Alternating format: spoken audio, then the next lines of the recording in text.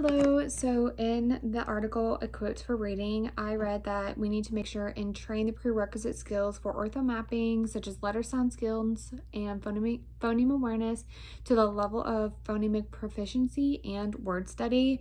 We also need to make sure and teach reading in the developmental sequence that is consistent with sequence of phonological awareness development and consistent with what we know about development of how children effectively build sight word vocabulary. We also need to make sure to avoid or postpone teaching word reading strategies that do not promote orthographic mapping. We also need to teach and use specific word study strategies that directly promote or reinforce orthographic mapping. I will be teaching the skill phoneme to grapheme techniques. This technique is to be skilled at orthographic mapping, and it uses sound to grapheme technique. So what I will be doing is I will say the sound and students will then point to the word that I will be talking about. So I will pull a student into the hallway or somewhere alone without any distractions. I will have my little note card here, and I will ask the student, what letter says the B sound?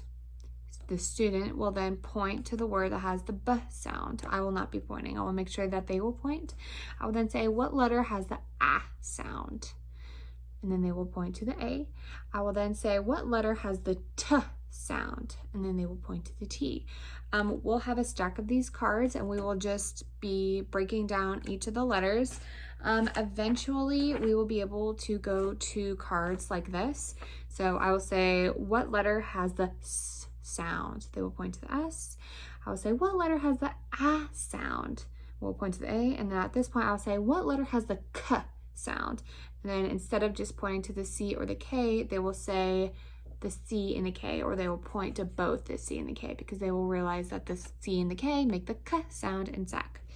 Eventually, we will work our way up to what letters have the A sound, and then they'll point to the S and the A. And so then we will break down those cards, and eventually we will build more cards, so more vocabulary, and we will be able to break down our phonemes and graphemes.